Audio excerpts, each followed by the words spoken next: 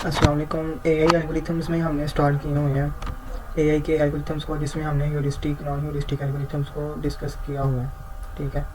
और इसके अलावा आज हम डिस्कस करते हैं लोकल सर्चिंग के हवाले से। लोकल सर्चिंग में हमारा एक एल्गोरिथम आता है हिल क्लाइंबिंग सर्च के हवाले से। ये इन्फॉर्म कहलाता है, मतलब कि ये ह्यूरिस्टिक होता है।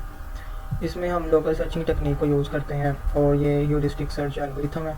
ठीक है। कॉन्टीन्यूसली मूव करता है एक ही डायरेक्शन में, अपने जो पाथ जो होता है ना, उसका गोल होता है, उसकी जो पीक होती है उसको फाइंड करने के लिए बेस्ट सोल्यूशन देता है, क्योंकि ये सिर्फ एक ही डायरेक्शन में चलता है ताकि हम इधर उधर और नहीं जाना पड़ता। तो ये बेस्ट नोड्स को या अपनी बेस्ट वैल्यूज़ को ही चूज़ करता है। इसको हम हिल क्लाइंबिंग इसलिए कहते हैं क्योंकि इसमें हमने कंडीशन के तौर पर अगर देखा जाए तो हायर वैल्यू की तरफ जाना होता है। ठीक है, वो बता दिया जाता है कि आपने हायर वैल्यू की तरफ जाना है या लोअर की तरफ जाना है। लेकिन जो सिंपल अमूमन जो हिल क्लाइंबिंग का एल्गोरिथम है उसमें हम सिर्फ छोटी वैल्यू को ही यूज़ करते हैं। और इसमें ये होता है कि हम बेटर सोल्यूशन की तरफ चाहते हैं, इसलिए हम इसको हिल क्लाइंबिंग का नाम देते हैं। या इसका जो ग्राफ होता है या जो समझाने का तरीका होता है ना, वो इसी तरह होता है कि हम एक पहाड़ी पर चढ़ रहे हैं। तो इसकी कुछ कैरेक्टरिस्टिक्स हैं जिसमें ये आ जाता है कि ये लोकल सर्च एल्गोरिथम है, यूज़ करता है ग्रीडी अप्रोच को, कि हमने जो कम नोड वाली जो वैल्यू होती है ना, जिसकी नोड की कम वैल्यू होती है, हम उसकी तरफ जाते हैं और उसको आगे ही हम एक्सपेंड करके उसके नोड्स को फिर हम उसमें ट्रैवर्स करते हैं। इसमें बैक ट्रैकिंग नहीं होती क्योंकि हम एक ही डायरेक्शन में जा रहे हैं। ठीक है, तो बैक ट्रैकिंग नहीं होगी इसमें हम सिर्फ एक डायरेक्शन में जाते जाएंगे, जहाँ तक हमें गोल मिल जाएगा हम वहाँ पर जाके स्टॉप कर देंगे।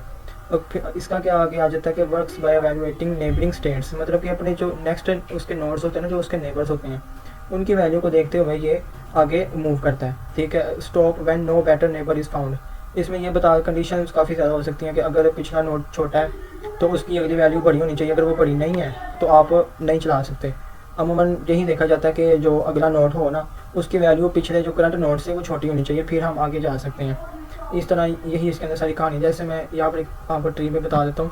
यहाँ पर मिसाल के तौर पर कोई वैल्यू है, मिसाल के तौर पर यहाँ पर 5 है। ठीक है।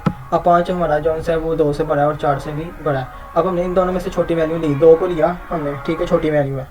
अब 2 को लिया तो हमने इसके आगे फर्दर नोड्स को देखना है। हमारा गोल है यहाँ से लेके यहाँ तक। हमने क्या किया, इससे आगे जो फर्दर देखा कि हमने हमारा जो एक छोटा है और 2 जो है वो उसके जितना ही है, 2 जितना ही है, तो हमने 1 को लिया और 1 को लिया तो हमारा जो गोल है हमें वो मिल गया। अब मिसाल के तौर पर यहाँ पर हमारे पास होता 1। ठीक है, शुरू में ही 1 होता। अब 1 होता तो हमने यहाँ से यहाँ तक जाना है, तो हम क्या करेंगे, ऐसे ही वैल्यूज़ को देखेंगे। अब 1 ने आगे जाना है तो 1 हमारा जो है वो 2 से छोटा है और 1 हमारा यहाँ भी 4 से छोटा है। तो ये क्या करेगा, ये यहीं पर ही स्टॉप हो जाएगा। ये कहेगा कि मेरा यही आंसर है। ये इसमें ना एक इशू है। ठीक है, कि इसमें वो जहाँ पर देखेगा ना कि मेरी जो अगली वैल्यू आ रही है तो मुझसे बड़ी है, तो मैं जिस स्टेट पे खड़ा हूँ मेरा यही गोल है, तो मैं वहीं पर ही खड़ा हो जाऊँगा। जैसे यहाँ पर ये वैल्यूज़ को चेक करता करता अपने गोल पर जाता है ना। ठीक है, तो इस जब नोड पे पहुंचेगा ना, मिसाल के तौर पर यहाँ पर इसने देखना कि ये मेरी जितनी वैल्यू है या मुझसे बड़ी वैल्यू है, तो ये कहेगा कि जिस स्टेट में मैं आया हूँ ना, यही मेरी अपनी स्टेट है, ये मेरा गोल है। हत्ता कि ये जो होता है ये फाइनल गोल है, मिसाल के तौर पर यही फाइनल गोल है। इसको हम कहेंगे ग्लोबल गोल। ठीक है, ग्लोबल सर्च जिसको कह देते हैं हम, या ग्लोबल पीक कह देते हैं, इस वाले से इसका नाम होता है। इसमें हमारा यहाँ होता है लोकल। ठीक है, और ये होता है हमारा ग्लोबल। असल गोल होता है हमारा ग्लोबल, लेकिन ये समझता है कि मेरी ये वैल्यू यहाँ पर आके स्टॉप हुई है तो मेरा यही गोल है। तो इसमें ये एक तरह का डिसएडवांटेज है कि हमें हमारा जो एक्जैक्ट गोल होता है ना वो ये नहीं मिल पाता। इसका एल्गोरिथम कैसे काम करता है, हम एल्गोरिथम को देखें। हमने फर्स्ट जो नोड होता है उससे स्टार्ट करना होता है, एवेलुएट करना होता है उसकी इनिशियल नोड को, कि उससे जो आगे फर्दर नोड्स हैं उसको हमने एक्सपेंड करना होता है। उनमें जो सबसे छोटी वैल्यू हमने उसको आगे लेके फर्दर चलना होता है। ठीक है। Loop until solution is found और नो बेटर नेबर्स, मतलब कि वो लूप चलता रहेगा जब तक सोल्यूशन नहीं मिलेगा, या जब हमें जो अपना बेटर नेबर होगा वो तब तक चलता रहेगा। बेटर नेबर नहीं मिलेगा तो वो कहेगा यही मेरी स्टेट है फाइनल, मैं यहीं पर स्टॉप कर देता हूँ। बस ये इसके अंदर कहानी है। बाकी get neighbour of current state, मतलब कि वो अपने जो करंट स्टेट होती है, जिस नोड पर हम करंटली खड़े होते हैं, उसके जो आगे नेबर्स के नोड होते हैं ना उसको देखता है। जो नेबर्स की वैल्यू होती है उसको वैल्यूएट करता है कि जिसकी सबसे छोटी है वो उसकी तरफ जाएगा। If neighbour is better than current, अगर नेबर की वैल्यू जो करंट नोड से उससे बेटर है तो वो क्या करेगा, वो उस नोड पे चला जाएगा। अगर नहीं बेटर उससे बड़ी है तो वो क्या करेगा, स्टॉप कर देगा और ये कहेगा कि मैं अपने लोकल जो मैक्सिमम मेरा जो गोल है ना वो यहीं पर है। और क्या करेगा, जो उस करंट नोड तक की जो होगी ना स्टेट और जो पाथ होगा उसको एज अ सोल्यूशन वो रिटर्न करवा देगा। नेक्स्ट इसकी तकरीबन 3 टाइप्स आ जाती हैं। सिंपल हिल क्लाइंबिंग जो मैंने आपको बताया कि ये सिंपल ही वो देखेगा, जो मेरी मुझसे जो छोटी वैल्यू है वो उसकी तरफ जाएगा और जैसे जैसे वो जाता रहेगा वो आगे बढ़ता रहेगा और एंड पर वो अपने गोल तक पहुंचेगा। जो आपको सारी कहानी बताई है मैंने कि अगर वो नहीं मिलता उससे बड़ा है तो वो वहीं पर ही स्टॉप कर जाएगा। अब जो स्टीपेस्ट होता है उसमें क्या होता है, स्टीपेस्ट का मतलब होता है ऊंचाई। ठीक है, इसने क्या करना होता है, वो अपने से बड़ी वाली वैल्यू को देखता है। जहाँ पर उसके अपने से बड़ी वाली वैल्यू होगी वो उसकी तरफ जाएगा और उसके जो आगे फर्दर नोड्स होंगे फिर वो उसमें चेक करेगा। जहाँ उसकी करंट नोड की वैल्यू अपने से छोटी है कि वो कहेगा ये तो मेरा नोड आगे नहीं आ रहा, ठीक है, तो मैं जिस स्टेट पर करूँ यही मेरा गोल है, तो वो वही उसी एज अ गोल उसको प्रिंट करवा देगा।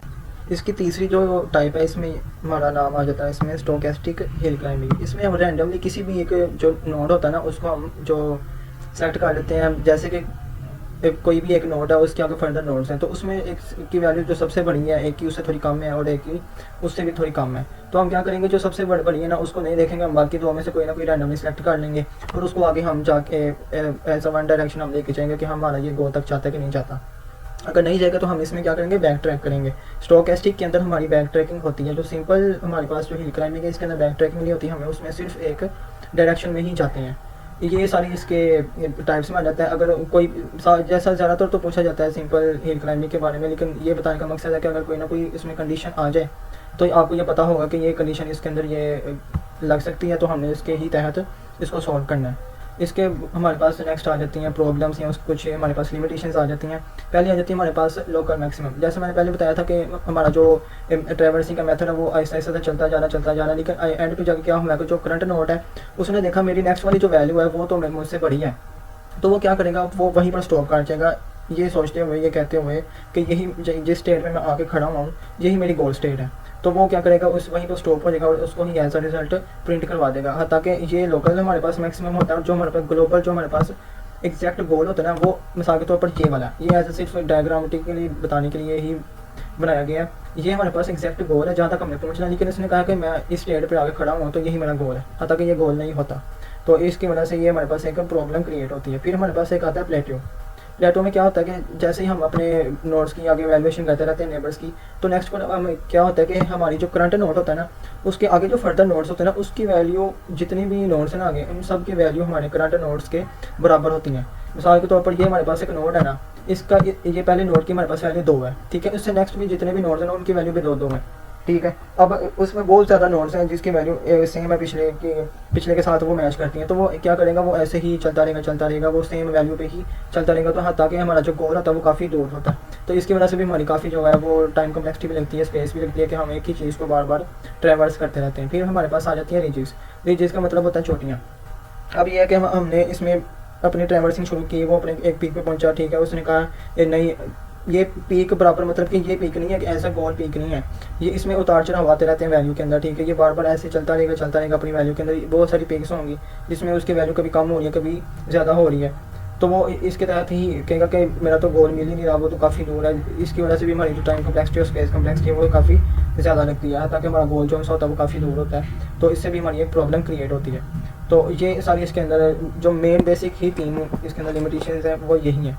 बाकी हम इसके एडवांटेजेस की बात करें, सिंपल टू अंडरस्टैंड होता है, इजी टू इम्प्लीमेंट होता है, क्योंकि हमने सीधा सीधा चलना होता है, तो हमें पता होता है कि हमने इसमें किस तरह इसकी ट्रैवर्सिंग और इसका हमने सोल्यूशन निकालना है। कम मेमोरी लेता है क्योंकि हमने सिर्फ एक ही डायरेक्शन में जाना होता है, और मेन चीज़ ये है कि ह्यूरिस्टिक जो होता है वो हमेशा से कम वैल्यू ही लेते हैं, क्योंकि उसमें वैल्यूज़ दी होती है और हमने उसमें ऑप्टिमल वैल्यूज़ को चूज़ करते हुए ही अपने जो पाथ को फाइंड करना होता है। If choose well heuristic values the solution will be find in reasonable time. अगर हम ह्यूरिस्टिक वैल्यूज़ को यूज़ करते हुए अपने गोल तक पहुंच जाते हैं तो हमारा जो टाइम है वो कम लगता है, मतलब कि वो हम जल्दी से जल्दी अपने जो अकॉर्डिंग अपने रिक्वायरमेंट के अकॉर्डिंग जो टाइम हमने निकाला होता है उसमें ही हम अपने गोल को अचीव कर लेते हैं।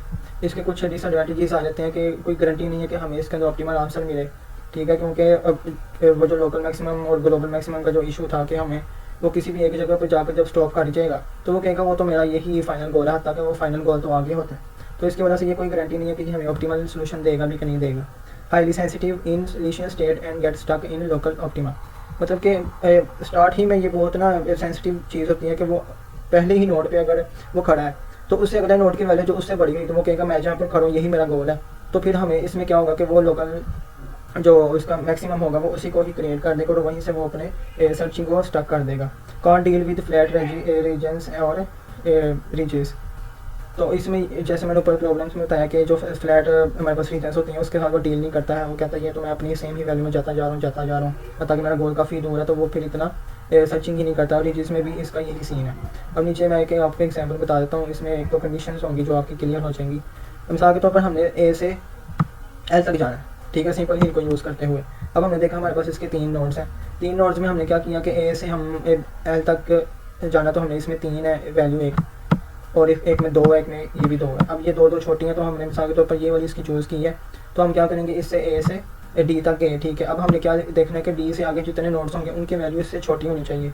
फिर इससे छोटी हुई तो हमने इस पे आए, ठीक है। तो हमने देखा ये जे की वैल्यू भी करंट नोड से डी से छोटी है, तो फिर हम क्या करेंगे, जे को आगे फर्दर एक्सप्लोर करेंगे, और जे की वैल्यू जो सी है वो हमारे पास बढ़ी है इससे एल से, तो हमारे पास ये फाइनल गोल मिल जाएगा, क्योंकि हमारा जो आगे ट्री है वो उससे आगे ख़त्म हो चुका है, मतलब कि हमें ये हमारा गोल मिल चुका है।